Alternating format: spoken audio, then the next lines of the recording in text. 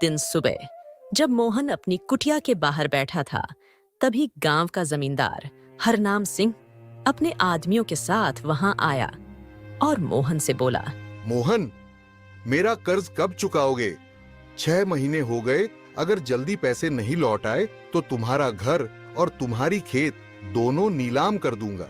जमींदार की ऐसा बोल सुन के मोहन के चेहरे पर चिंता की लकीरें और गहरी हो गईं। उसने सिर झुकाकर कहा, जमींदार साहब, मुझसे जो बन पाता है मैं मेहनत कर रहा हूँ, पर अभी तक पैसे नहीं जुटा पाया। मुझे थोड़ा और वक्त दीजिए। मोहन, मुझे बहाने मत सुनाओ। मैं तुम्हें सिर्फ 7 दिन का समय देता हूँ। अगर 7 दिन में पैसे नहीं दिए तो अंजाम भुगतने के लिए तैयार रहना। जमींदार का यह कहकर वहां से चला जाना मोहन के लिए किसी तूफान से कम नहीं था। वह बैठकर सोचने लगा कि अब वह क्या करेगा। उसकी नजरें बार बार अपने बेटे राजू पर जा टिकतीं। दिन गुजरते गए और मोहन की चिंता बढ़ती जा रही थी। 7वां दिन भी करीब आ गया था। तभी अचानक एक दिन मोहन का पुराना दोस्त रघु गांव आया। रघु और मोहन बचपन के साथी थे, लेकिन कई साल पहले रघु रोजगार की तलाश में शहर चला गया था। अब वह काफी पैसे वाला हो चुका था। रघु जब मोहन के घर पहुंचा तो उसने देखा कि मोहन परेशान बैठा है। अरे मोहन, तू इतना परेशान क्यों है? क्या हुआ? फिर मोहन ने अपने दोस्त को सब कुछ बताने लगा।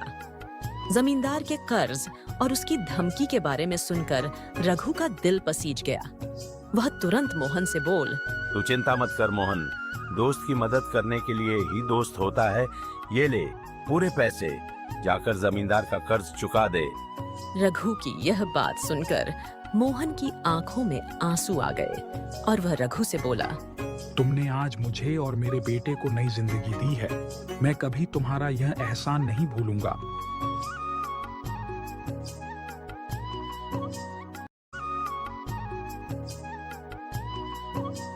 अगले ही दिन मोहन जमींदार के घर पहुंचा और सारा कर्ज चुका दिया।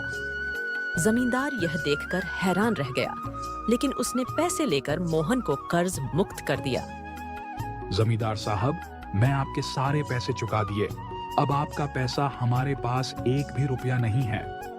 वह तो ठीक है, लेकिन एक बात बता, इतने सारे पैसे तेरे पास आए कहाँ से? पैसे कहीं से भी आए, आपको आपके पैसे मिल गए ना। इतना कहकर मोहन वहां से चला गया।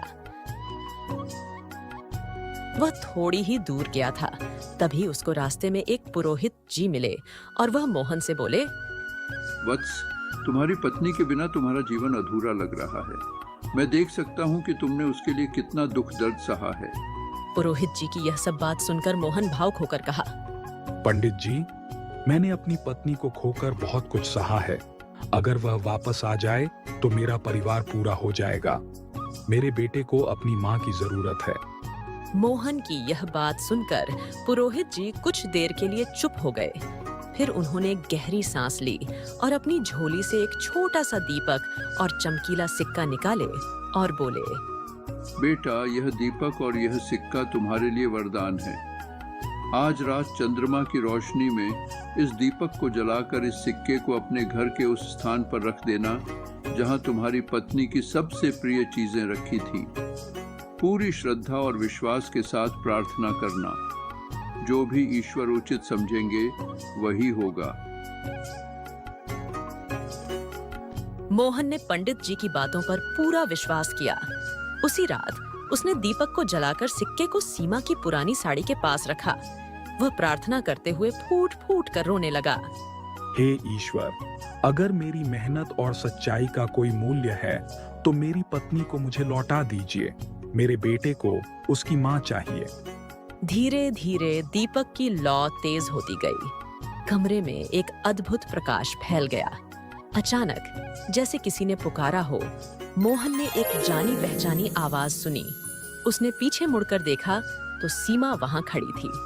सीमा को देखकर मोहन की आंखों से आंसू बहने लगे। उसने भावुक होकर कहा, सीमा, यह सच है या कोई सपना? तुम वापस आ गई। मोहन, मैं भी तुम्हें और हमारे बेटे को बहुत याद करती थी।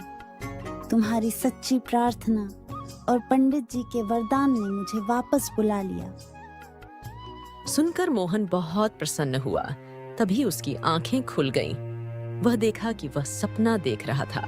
मोहन की आंखें खुलते ही उसे एहसास हुआ कि वह सपना देख रहा था। वह कुछ पल के लिए स्तब्ध रह गया। उसकी आंखों में आंसू थे और दिल तेजी से धड़क रहा था। सपना इतना सजीव था कि उसे लगा जैसे सीमा सच में उसके पास थी। इधर बारिश और ठंड दोनों मिलकर आनंदपुर में कहर ढाई जा रही थी। मानो ऐसा लगता था कि इस ठंडी में पूरा अमृतपुर पानी से जलमग्न हो जाएगा। अगली सुबह मोहन जैसे तैसे करके दूसरों के घर में झाड़ू लगाने का काम करने लगा, जिससे 2 पैसे और 2 वक्त की रोटी का इंतजाम हो जाता था। दिन महीने गुजरते गए और राजू भी अब बड़ा हो गया था। एक दिन वह अपने पिता से बोला, बाबा, अब आपको काम करने की कोई जरूरत नहीं है। मेरे को सेठ धनी राम के यहाँ नौकरी मिल गई है। अब मैं कम कर घर का गुजारा चला लूंगा। आप बस आराम कीजिए, आपकी उम्र भी हो गई है आराम करने की। नहीं बेटा, तुम कैसी बातें कर रहे हो? तुम तो बहुत छोटे हो। अभी इतनी छोटी उम्र में तुम काम करने जाओगे, ये मुझे अच्छा नहीं लगेगा। नहीं बाबा, मैंने बोल दिया ना, आप आराम करिए तो बस आराम करिए। अब आपकी उम्र कम करने की नहीं रह गई है।